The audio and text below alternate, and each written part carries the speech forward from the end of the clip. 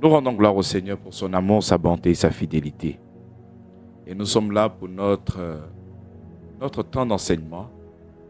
Nous sommes à la radio maintenant depuis plus de 2 ans, bientôt 3 ans, et nous sommes là pour la connaissance de la vérité de l'Évangile.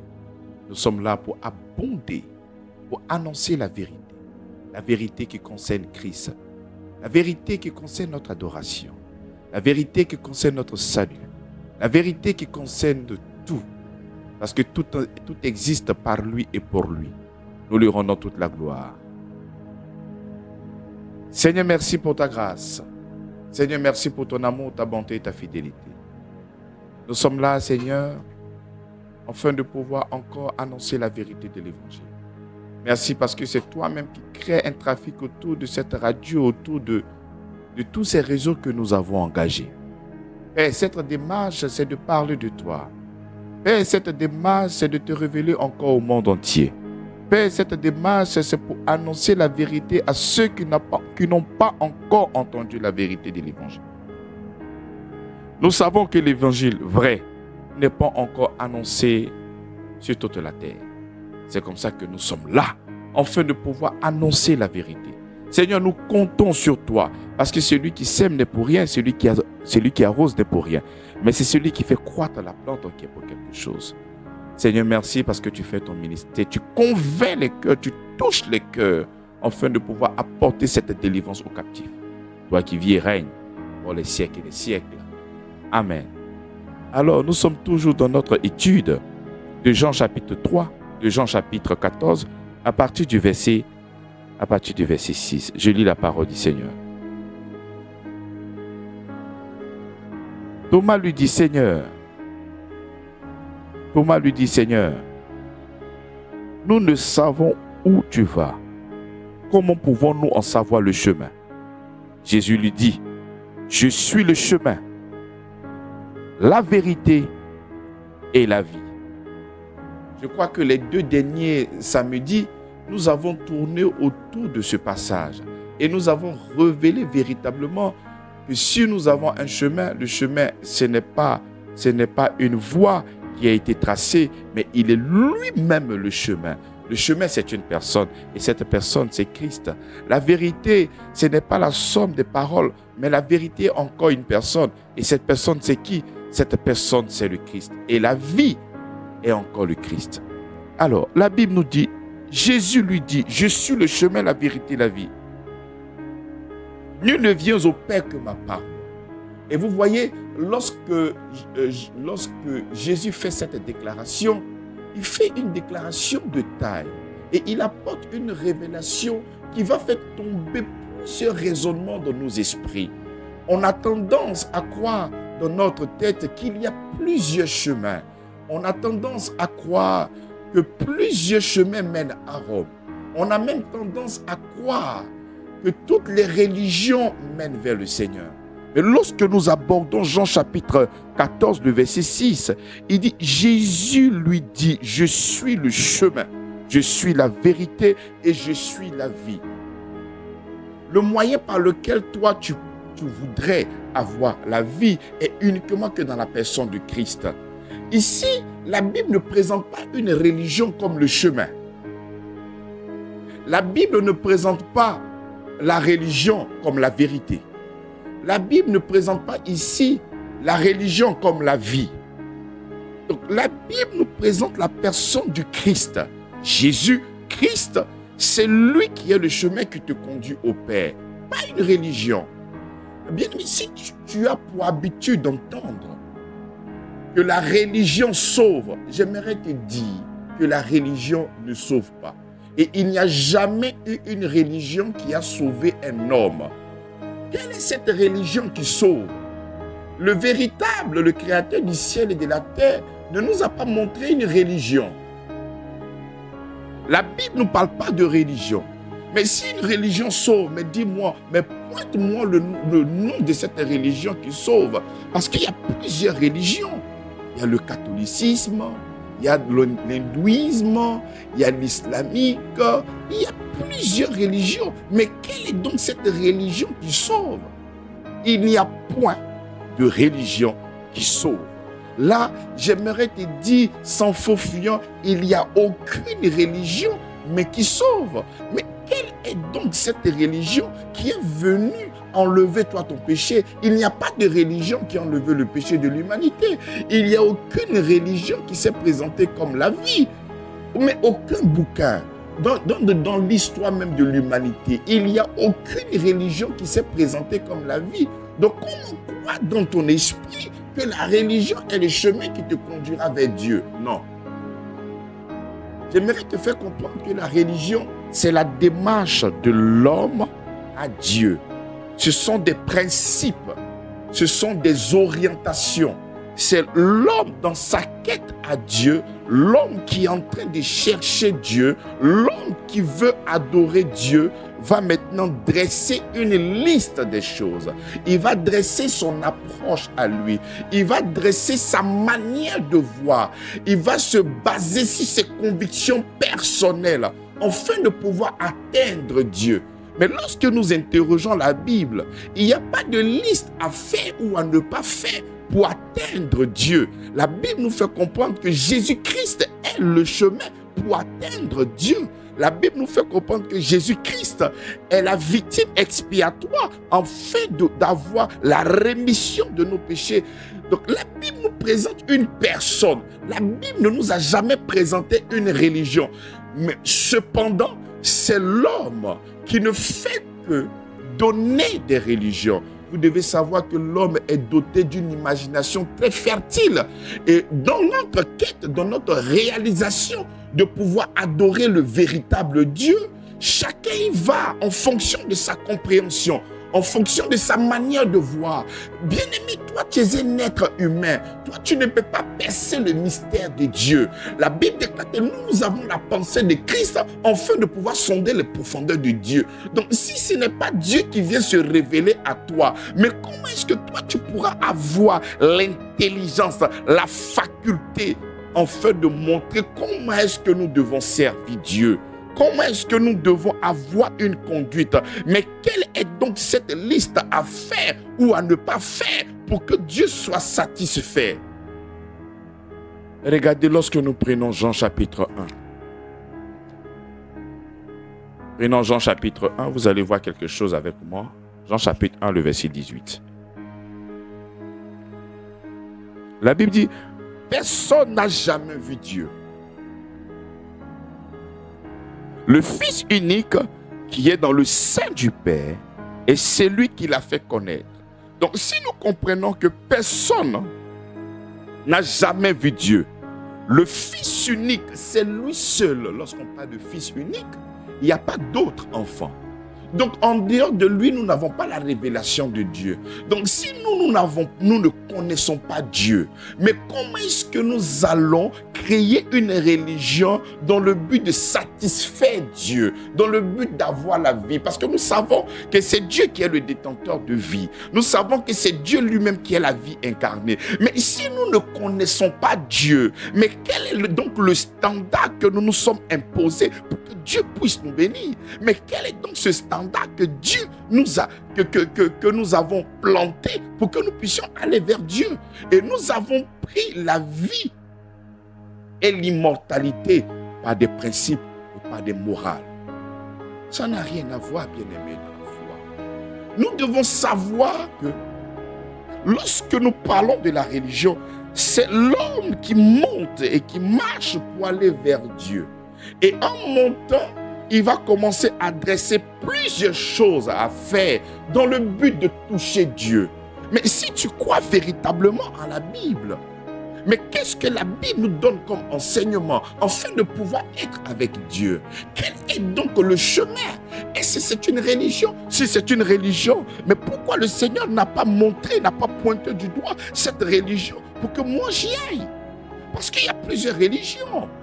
pourquoi le Seigneur ne nous montre pas une religion? Mais pourquoi la Bible? Il faut savoir que la Bible n'a pas peur de s'exprimer. La Bible dit les choses telles qu'elles sont. La Bible n'a pas, c'est un livre spirituel et la Bible est notre guide. La Bible vient pour nous orienter. Sa parole vient pour nous orienter. Donc en dehors de sa parole, nous n'avons rien pour nous orienter. Et si la Bible nous fait comprendre la parole du Seigneur, mais nous devons vivre selon cette parole qui nous est communiquée. Et lorsque nous sommes en train de parler de la vie, et lorsque nous sommes en train de parler d'adoration au véritable, quel est donc le chemin? Il dit le chemin c'est le Christ. Il dit le chemin c'est Jésus-Christ. C'est en lui que nous avons cette capacité d'avoir la restauration. Voilà pourquoi lorsque nous sommes en train de mettre la lumière sur le Dieu créateur du ciel et de la terre, nous sommes aussi en train de mettre un point d'honneur sur le mensonge. Parce que la religion nous a fait comprendre que ce n'est pas elle que nous pouvons atteindre Dieu. Bien-aimé, je ne veux pas que tu sois une personne religieuse. Parce que même quand la Bible aborde la religion, mais ce n'est pas dans le bon sens. Lorsque nous avons lu Actes chapitre 17 à partir du verset 20, là-bas, il a dit on a trouvé des personnes extrêmement religieuses. Et lorsque nous avons consulté ce texte, nous avons vu des gens qui avaient des objets apotropaiques. Nous avons vu des personnes qui avaient des pieds sculptés. Nous avons vu des personnes qui avaient des pieds comme adoration. Nous avons vu des personnes qui avaient de l'or, de l'argent, de la matière comme objet d'adoration. Donc il a dit que ces personnes-là étaient des personnes religieuses. Parce que le christianisme ne nous a absolument rien donné comme un matériel, mais seulement que l'œuvre parfaite achevée de la croix de Golgotha. Je persiste que le christianisme n'est pas une religion. Pourquoi? Bien-aimés, considérons toutes les religions qui sont dans notre esprit, que ce soit le catholicisme, que ce soit l'islam, que ce soit le bouddhisme, que ce soit et toutes les religions qui viennent dans ton esprit. Mais vous allez voir qu'ils ont tous un dénominateur commun. Ce sont des règles. Ce sont des principes. C'est une liste de choses à faire. Par exemple, il ne faut pas voler. Je ne crois pas qu'il y ait une religion qui va te demander d'aller voler. Quelle que soit l'appartenance, que tu sois catholique, quelle que soit ta position, il n'y a aucune religion qui te demandera d'aller voler. Donc, tous te diront, ne vole pas, ne fais pas ci. Il faudrait que tu puisses manifester beaucoup de grâce. Il faudrait que tu puisses manifester beaucoup de dons. Et la religion aussi te propose des choses à faire afin de pouvoir avoir la rémission de tes péchés. La religion te montre des stratégies. La religion te montre une manière de faire pour que tes péchés soient expiés. Un peu comme le judaïsme. Le judaïsme, c'est une religion. C'est comme ça que le judaïsme t'apprend comment est-ce que les péchés doivent être pardonnés. Mais ce n'est pas l'expiation du sang des taureaux et des boucs. Et dans toutes les religions, on a toujours des moyens afin de pallier au péché. Mais la Bible ne nous parle pas des méthodes. La Bible nous parle de Christ qui est la victime expiatoire de tous nos péchés. Donc la religion ne fait, le diable dans son mensonge ne fait que pointer du doigt les religions, afin que l'homme soit sauvé, afin que nous puissions avoir une condition meilleure avec Dieu. Mais lorsque le Seigneur se révèle à nous, il ne se révèle pas en termes de religion, il se révèle en termes de quoi? De la personne du Christ, parce que c'est en lui que nous avons le pardon des péchés, parce que c'est en lui que nous avons quoi? Mais la rémission des péchés. Donc, lorsque tu considères maintenant toutes ces religions-là, mais elles ont un seul et même langage. Mais le christianisme ne parle pas en termes d'œuvre. Le christianisme parle en termes de foi. Le christianisme nous demande de croire à une personne. Tu vois, et c'est ça qui fait la différence. Le christianisme, le fondement du christianisme, c'est l'œuvre de la croix. C'est l'œuvre salvatrice de notre Seigneur Jésus-Christ. La véritable foi chrétienne, mais est basée sur le Christ, alors que la religion est basée basé sur une liste des choses à faire ou à ne pas faire. Et si j'arrive à faire ces choses-là, moi, je serai béni. Mais le christianisme ne parle pas ainsi. Le véritable christianisme parle en termes de foi. Voilà pourquoi dans la Bible dit, oh, sans la foi, nul ne peut être agréable à Dieu. C'est comme ça que la Bible encore le dit. Toutes ces choses-là ont été écrites afin que vous croyiez. Donc le christianisme parle en termes de croyance, alors que les religieux parlent en termes de quoi? En termes de cérémonie, en termes de rite, en termes de liste des choses à faire, mais ou à ne pas faire. Alors que le christianisme, c'est tout autre chose. Lorsque tu prends Colossiens chapitre 1, le verset 27, vous allez voir un peu comment est-ce que le christianisme parle. Colossiens chapitre 1, le verset 27.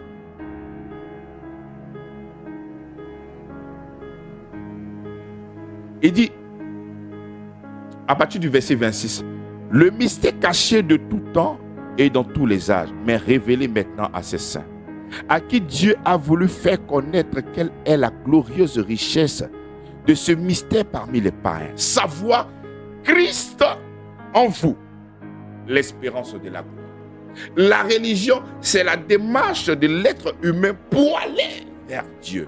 Mais le christianisme, c'est Christ en vous, l'espérance de la gloire.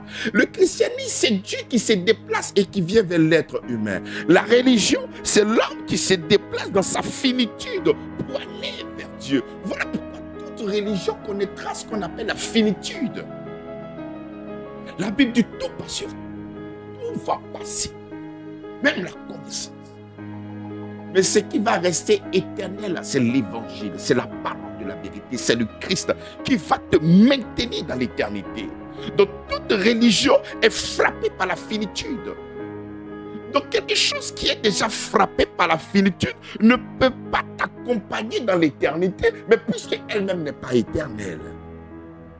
Mais qui a donc cette capacité d'avoir dans son sein l'éternité? C'est la personne qui a cette capacité d'avoir en son sein l'éternité, qui a cette capacité de te transmettre la vie. En dehors de Jésus-Christ, bien-aimé dans la foi, ne cherche pas la meilleure religion. Non. La religion ne parle pas en termes de sauveur. La religion te responsabilise. La religion te dit, mon frère, est-ce que tu veux avoir la vie éternelle? Si tu veux avoir la vie éternelle, il faudrait que tu arrives à pratiquer les 10 commandements. Et lorsqu'on parle de 10 commandements, nous sommes en train de parler de 613 lois. Parce que ça a été synthétisé. Voilà pourquoi nous disons 10 commandements. Sinon, on parle de 613 lois. Donc la religion te demande de pratiquer ces 613 lois pour que Dieu, dans sa grâce, puisse t'accorder le salut. Lorsque le Seigneur Jésus-Christ vient, les 613 lois promulguées par les Juifs, il vient, il dit encore que c'est Moïse vous a dit que si tu vas avec la femme de quelqu'un, tu as péché. Moi, je vous dis, si tu as même pensé, tu as déjà commis l'adultère. Donc, si nous voulons aller sur cette base, bien-aimé, la religion ne peut pas être salutaire pour toi. Parce que la religion vient en ce moment-là pour te créer des problèmes. Parce que la religion vient en ce moment-là pour te donner la mort. Parce que si quelque chose est, si la religion est une bonne chose, mais la religion va surfer sur mon incapacité pour me transmettre la mort, donc la religion n'est pas une bonne chose. Dans la religion, le pilier de la religion, ce sont des ordonnances. Ce sont les lois. Ce sont les rites. Ce sont les cérémonies. Ce sont des choses que tu dois pratiquer, mais correctement. Alors que lorsque nous sommes en train de parler du christianisme, le christianisme parle en termes de sauveur. Le christianisme dit, je suis conscient que le standard pour atteindre Dieu, par des listes de choses à faire ou à ne pas faire, sera impossible pour toi. Parce que déjà, la chair ne saurait servir l'Éternel. Parce que la chair a des désirs contraires à celui de l'esprit. Dans ma grâce, je suis venu mourir pour toi à la croix de Golgotha. Parce que je sais qu'en toi, il y a l'incapacité. en toi, tu ne peux rien faire. Tu vas prendre une décision aujourd'hui d'une manière consciencieuse et puis poussée par une bonne volonté à vouloir arrêter telle chose et telle chose. Et tu vas te surprendre en train de revivre ces choses que tu as rejetées, que tu t'es promis de ne pas faire. Et tu te retrouves en train de les pratiquer. Donc tu comprends que il y a donc l'incapacité en toi. Donc si le Seigneur doit te qualifier en fonction de ta compétence, en fait, la religion vient faire de l'ombre à Christ. La religion ne te demande pas de regarder Christ.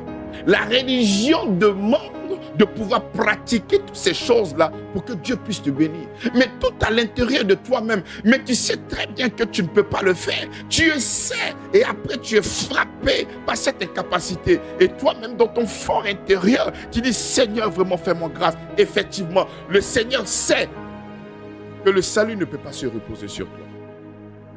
Voilà pourquoi le salut, ce n'est pas par la religion. La rencontre avec le Seigneur n'est pas par la religion. La rencontre avec le Seigneur, c'est uniquement que par Christ, et Christ c'est l'amour. Christ est l'expression de la bonté et de l'amour de Dieu pour toi. C'est parce qu'il nous a tant aimés qu'il a créé un lieu de rencontre. Et ce lieu de rencontre, c'est là où le Christ vient pour expier totalement tous tes péchés à la croix de Golgotha. Donc, bien-aimé dans la foi, crois que la religion est le moyen par lequel tu pourras te réconcilier avec le Seigneur est un mensonge et cela vient du diable. Le moyen par lequel nous nous réconcilions avec le Seigneur, c'est pas Christ.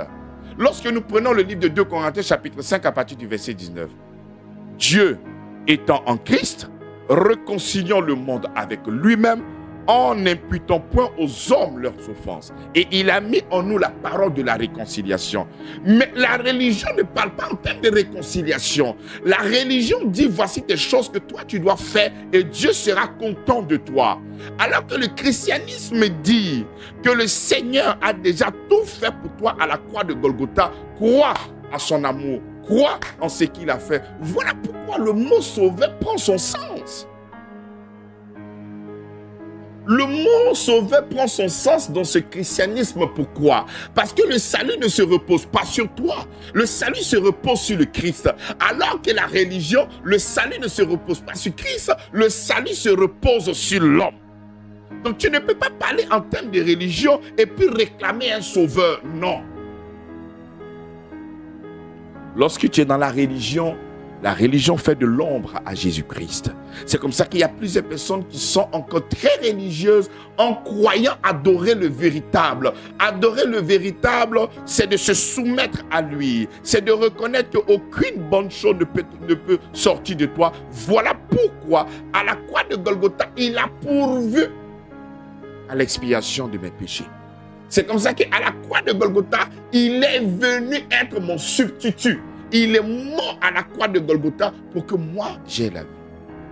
C'est comme ça que la Bible déclare qu'il s'est fait malédiction pour que moi, je sois une bénédiction. Donc voilà pourquoi le christianisme parle en termes de sauveur. Le premier mensonge que j'aimerais mettre à nu, le diable nous a tellement menti avec cette approche que c'est la religion qui sauve. Il n'y a aucune religion qui sauve. Et le salut ne dépend pas de ce que toi tu fais ou de ce que tu ne fais pas.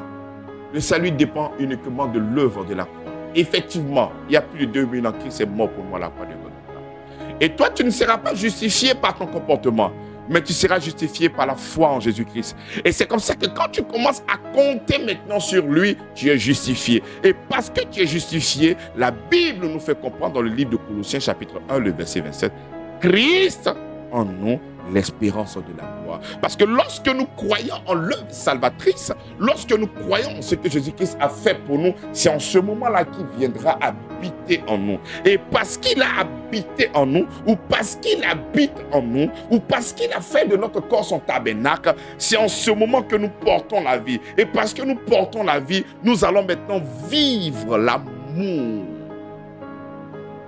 On ne va pas t'enseigner à bien te comporter parce que ça sera une vie. Ta vie sera une vie d'amour. Ta vie sera une vie de grâce. Ta vie sera une vie de compassion. Ta vie sera une vie de miséricorde. Ta vie sera une vie extraordinaire. Et tu ne seras pas en train de manifester la vie dans le but d'avoir. C'est parce que tu as que tu manifestes le fruit de ce que tu as déjà reçu en Christ.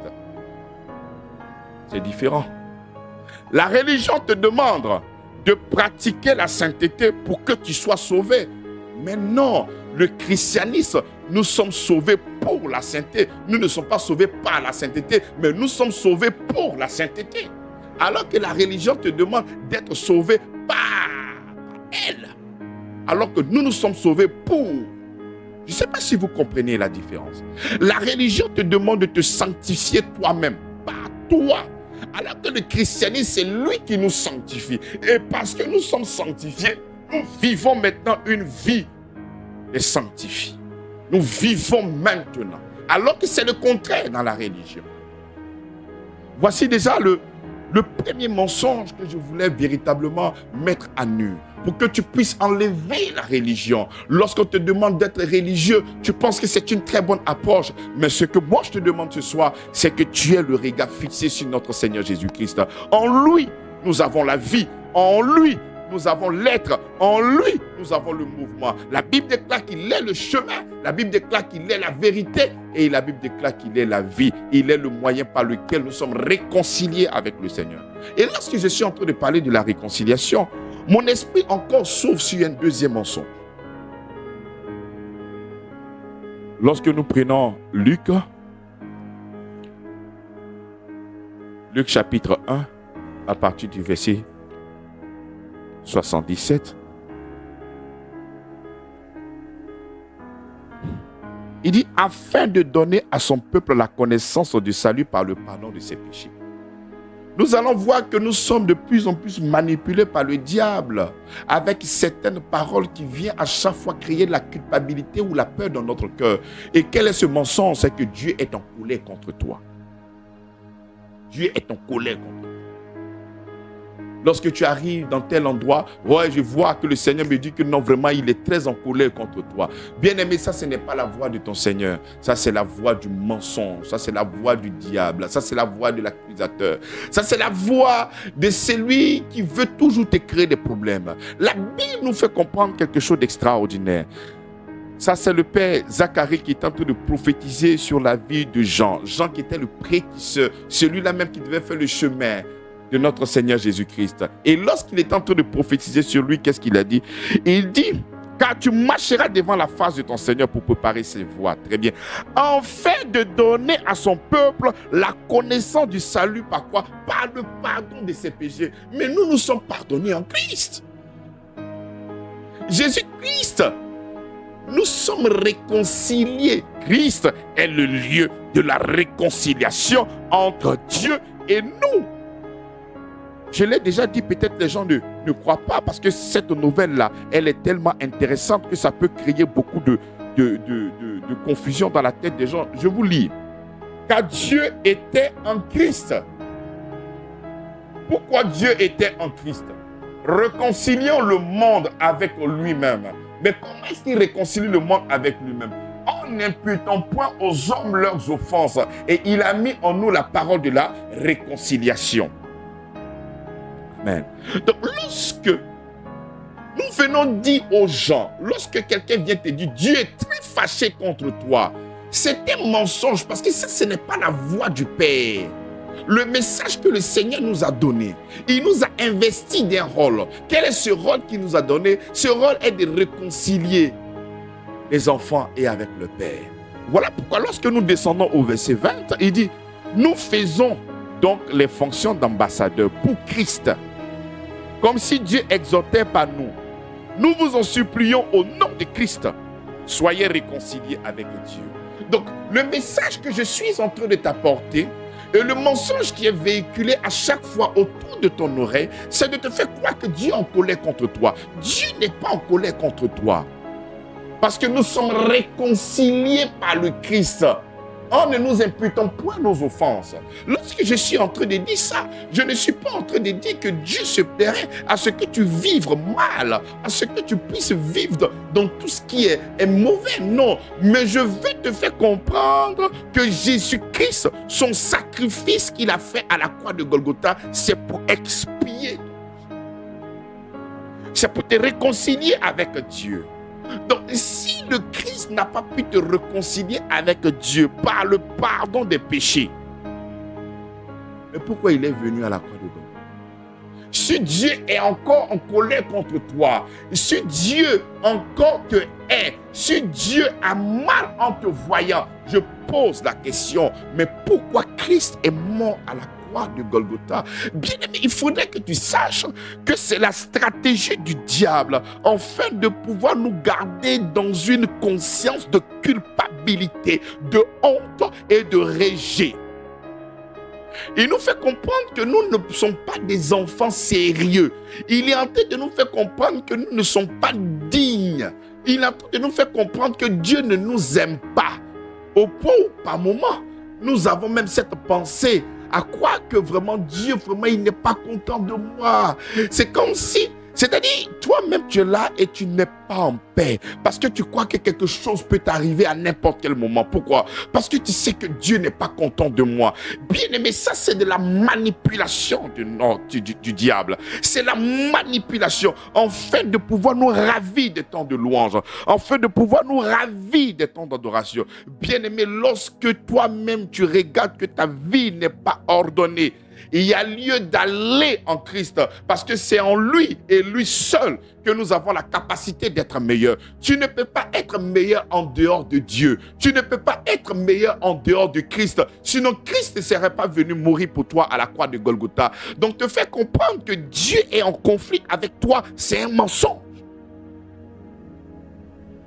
J'aimerais toi qui me reçois au travers, soit peut-être de Facebook, YouTube, ou TikTok, le Seigneur ne t'en veut pas. Le Seigneur n'a pas de grief contre toi. Le Seigneur t'aime. La voix de ton Père, c'est qu'il t'aime. La voix du Père, mais c'est qu'il est amoureux de toi. Il ne cherche pas à te faire du mal. Il ne cherche pas à se venger de toi. Il ne cherche pas à te faire du mal. Ce n'est pas lui l'auteur de ce licenciement. Ce n'est pas lui qui a gâté ton mariage. Ce n'est pas lui qui a chassé ton époux. Ce n'est pas lui qui a tué ton enfant. Non, le Seigneur t'aime. Le diable fait tout pour que tu aies une mauvaise image de Dieu. Le diable fait tout pour que nous ne puissions pas véritablement avoir la véritable connaissance de Dieu. Le diable fait tout pour que l'image de Dieu soit déformée dans notre esprit. C'est comme ça que nous avons tendance à voir un Dieu bipolaire, un Dieu schizophrène, un Dieu ambivalent. Un Dieu, bon matin, il est bon, le soir, il est mauvais. Le matin, il est bon, le soir, il est ténébreux. Non, ça, ce Dieu-là, non, ce n'est pas de celui que je te parle, non. Ils t'ont parlé de plusieurs dieux, je ne sais pas de quel Dieu, mais si c'est le véritable qui s'est révélé en Christ, plus jamais il ne pourra être en conflit avec toi. Parce que l'objet, pourquoi Christ est venu mourir à la croix de Golgotha? Mais Christ est venu mourir à la croix de Golgotha à cause de tes péchés. Donc si Christ vient mourir à la croix de Golgotha à cause de tes péchés, et il doit venir encore te tenir rigueur à cause de tes péchés, mais c'est comme si tu étais en train de payer une chose deux fois. Mais pourquoi donc le Seigneur Jésus-Christ est venu? Non, il ne faudrait pas aussi croire que le sacrifice de notre Seigneur Jésus-Christ est seulement pour le passé.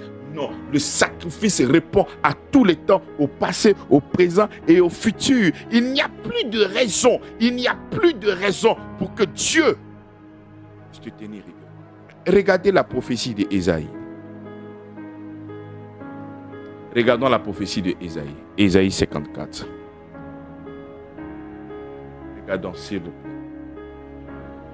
Si vous me recevez, prenez votre Bible et lisez avec moi.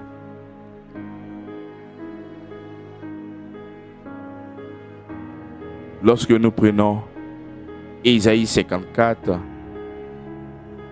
il dit: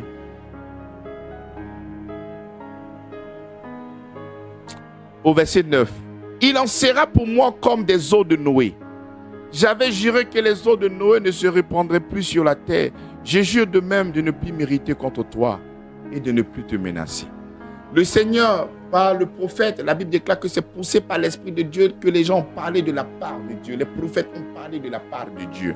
Et lorsque nous sommes en train de lire Ésaïe 54, ce qui se passe en Ésaïe 53, c'est là que Jésus-Christ est mort. Jésus-Christ a été enseveli. Jésus-Christ a été ressuscité. Pourquoi? C'était la prophétie en Ésaïe, ce qui allait se passer devant. Parce que le prophète était en train de prophétiser. Là, nous sommes en Ésaïe 53. Et Ésaïe 53 est en train de nous expliquer combien de fois Jésus-Christ a pris nos péchés à la croix de Golgotha.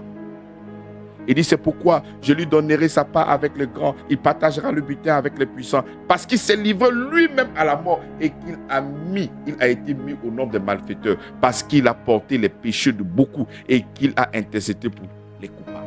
Donc il a porté le péché. Et parce qu'il a porté le péché, en Ésaïe 54, qui est toujours une prophétie qui concerne ce qui doit venir par rapport à l'œuvre de la croix, il dit, à cause de ce qui s'est passé en Ésaïe 53, que je ne vais plus te menacer. Mais pourquoi il va te menacer alors que Christ est mort à la croix de Golgotha? Mais pourquoi il sera contre toi alors que Christ est mort à la croix de Golgotha? Mais la Bible dit, c'est lui qui est la victime expiatoire de tous nos péchés, pas seulement que des péchés passés. Il dit, voici l'agneau de Dieu qui ôte le péché. Et lorsque le péché est ôté, c'est seulement que la grâce, c'est seulement que le bonheur, c'est seulement que la fidélité, c'est seulement que l'amour, ce sont ces choses-là qui viennent. Voilà pourquoi je t'exhorte à aller lire Ésaïe 54 et tu vas comprendre les réalités et les évidences de l'œuvre de la croix de notre vie. Donc il ne faudrait pas écouter ces personnes qui viendront te dire, ma soeur, mon frère, il y a plusieurs années, tu as fait quelque chose, vraiment Dieu est très en colère contre toi. Bien-aimé, ce n'est pas la voix de ton Seigneur. La Bible nous fait comprendre l'Esprit du Seigneur sur moi, il m'a oint pour annoncer la bonne nouvelle. Le Seigneur ne nous a pas oint pour venir annoncer le ministère de la condamnation. Le Seigneur ne nous a pas oint afin de venir annoncer le ministère de la mort. Le Seigneur ne nous a pas oint afin de pouvoir mettre les gens en prison. Mais le Seigneur nous a oint afin d'annoncer la bonne nouvelle. Mais quelle est donc cette bonne nouvelle? Quelqu'un qui viendra te dire que Dieu est en... Lorsque je suis en train de dire que Dieu n'est pas en colère contre toi, peut-être dans le passé, tu as fait des fautes. Peut-être là où je suis en train de parler, peut-être que tu viens de commettre les fautes. Le Seigneur veut effectivement que tu sois en Christ pour que tu sois meilleur. Et même si tu es en Christ et que tu as pu faire des choses encore qui ne sont pas bien, aie toujours la force d'aller vers lui. Voilà pourquoi il dit en Hébreux chapitre 4, approchez-vous du trône de la grâce avec assurance. N'aie pas peur, parce que lorsque la culpabilité vient et ça t'assaille de part et d'autre, tu n'as pas cette capacité d'aller vers le Seigneur. Alors que lorsque nous avons fauté, lorsque nous sommes faibles, lorsque tout ne va pas correctement, mais c'est en lui et lui seul nous avons du réconfort. C'est en lui et lui seul nous avons cette capacité d'avoir la paix. Voilà pourquoi le deuxième mensonge que le diable se sert afin de pouvoir nous créer des problèmes, c'est de nous faire comprendre que Dieu est en colère contre nous. Le Seigneur t'a demandé de faire ça, tu ne l'as pas fait. Dieu est très fâché contre toi. Je t'annonce que Dieu t'aime. Je t'annonce que Dieu n'est pas en colère contre toi. Je t'annonce que Dieu t'aime par-dessus tout. Je t'annonce que Dieu veut que tu sois en Christ pour que tu puisses réaliser ce que tu veux. Parce que la capacité ne se trouve pas dans ta chair, mais la capacité se trouve en Christ. Voilà pourquoi la Bible dit, je puis tout par celui qui me fortifie. Dieu sait que si tu n'es pas en Christ, tu ne pourras rien réaliser.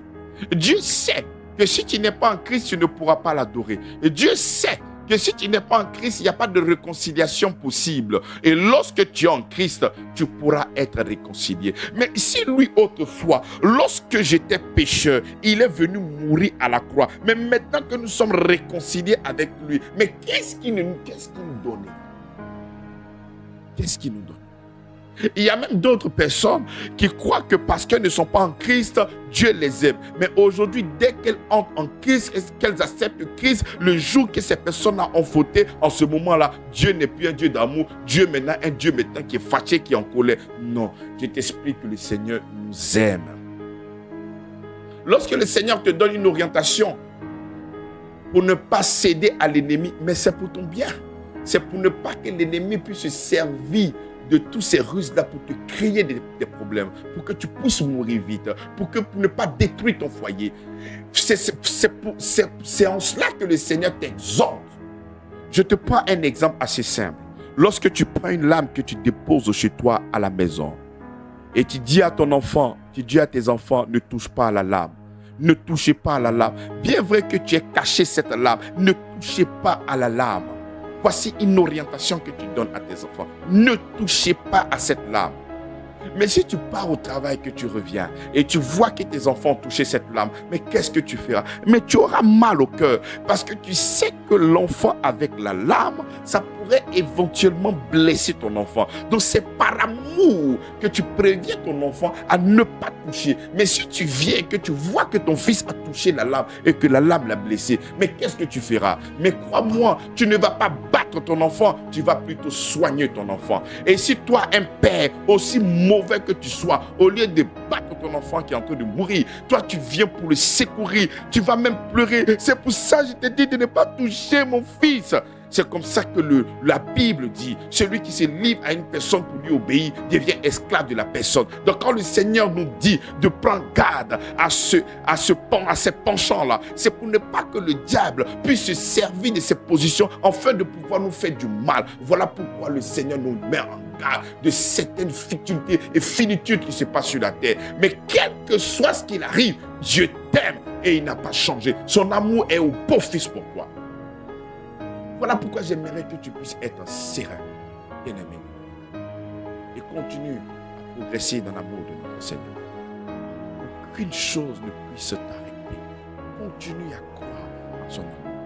Que cette personne qui vient pour te faire comprendre que Dieu ne t'aime pas au point où tu n'as plus cette capacité d'aller à l'église, tu n'as plus cette capacité de venir servir, tu n'as plus cette capacité, tu as même honte d'aller à l'église. Mais non, à cause de la position dans laquelle tu te trouves. Mais bien aimé dans la foi, c'est en lui que nous avons la force. Même si tu es drogué, je te dis que le Seigneur t'aime toujours. Même si tu es sorti avec plusieurs hommes mariés, le Seigneur continue de t'aimer. Même si tu vends la drogue, dis-moi, tu as tué tout ce qui est bizarre. Et même si tu vas même avec les animaux, le Seigneur t'aime toujours et il nous a donné le Christ pour que nous puissions être réconciliés et pour que nous puissions avoir, bien aimé, la force et la capacité d'être meilleurs. Rendons gloire au Seigneur pour ce moment formidable de son amour et de sa parole. Alléluia. Les numéros sont le 07 67 69 94 07 06 06 06 52. Nous attendons maintenant les auditeurs. Nous attendons aussi les questions des internautes qui nous suivent depuis leur position sur Facebook. Bénissons le Seigneur pour son amour, sa bonté et sa fidélité. Alors, cette émission, ce numéro, est donné par l'Église Grâce sur Grâce, située à Atoban, Zinso 3. Nous vous invitons, bien-aimés dans la foi, à nous rejoindre dans cette émission pour que nous puissions ensemble célébrer notre Père, afin de pouvoir marcher dans la vérité de l'Évangile, afin de pouvoir connaître Christ dans toute sa splendeur et de toute sa beauté.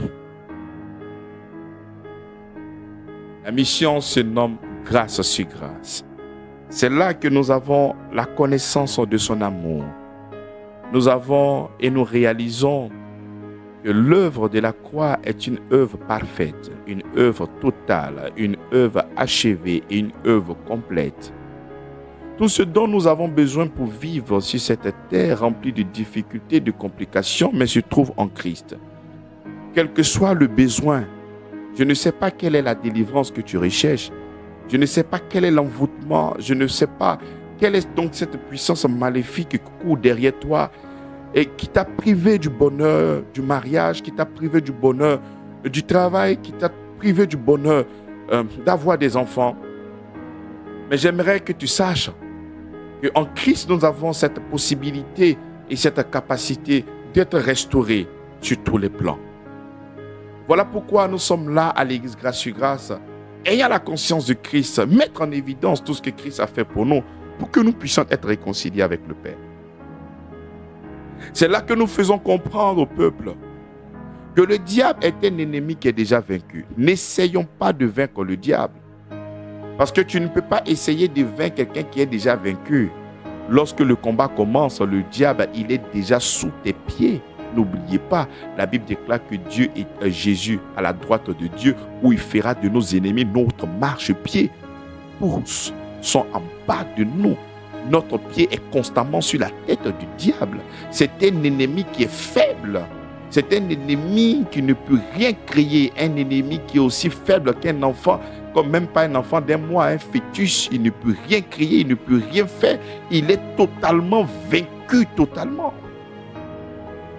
Si un simple ange peut attacher le diable, mais qui suis-je? Moi, je suis plus qu'un ange. Je suis un enfant de Dieu. Il ne faudrait pas considérer le diable, parce que le diable est un ennemi qui est inférieur à toi.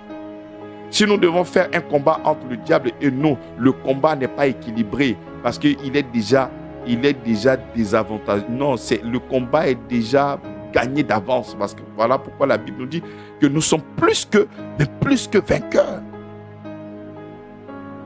Rappelez au peuple de Dieu que les liens, les autels, les malédictions et tous cette cohorte déjà vaincue à la croix de Golgotha.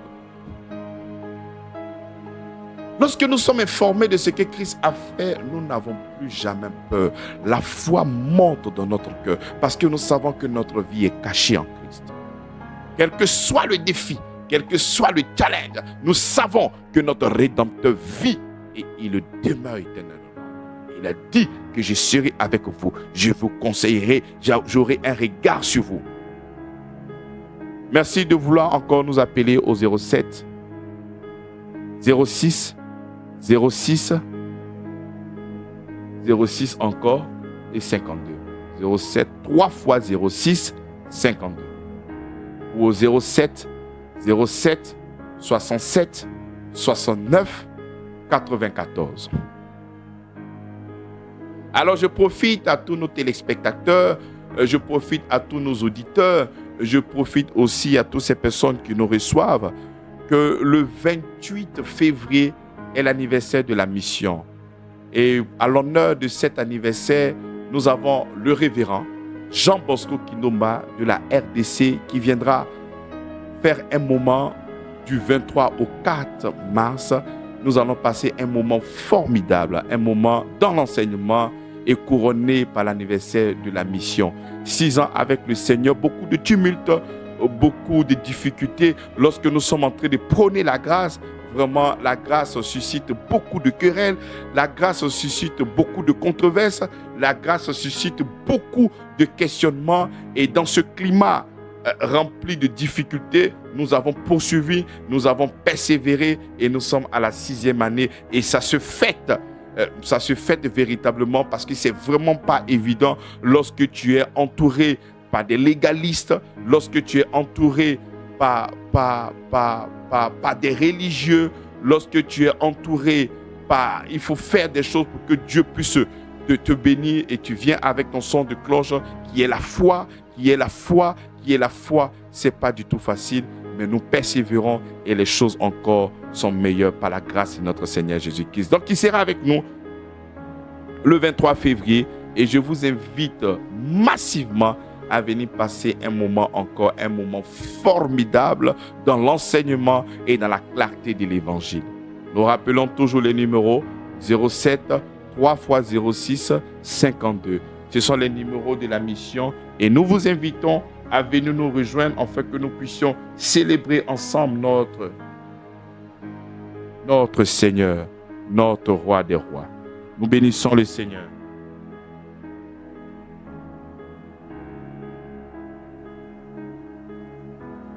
Merci Seigneur pour ton amour et ta bonté et ta fidélité.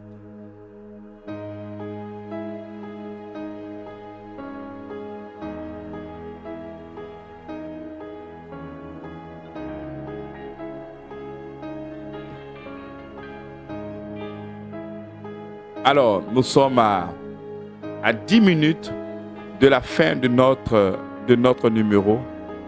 Et nous voulons profiter pour rendre grâce au Seigneur pour ce temps magnifique et favorable que nous avons passé dans ces moments. De marcher dans la connaissance de la vérité, de marcher dans la vérité de la vérité, de marcher dans une conscience pure, dans une conscience vraie, qui n'émane pas d'un homme, mais qui émane de la pensée de Christ. Il est bon d'avoir les profondeurs, mais lorsque ces profondeurs viennent du Christ, nous sommes encore très réjouis.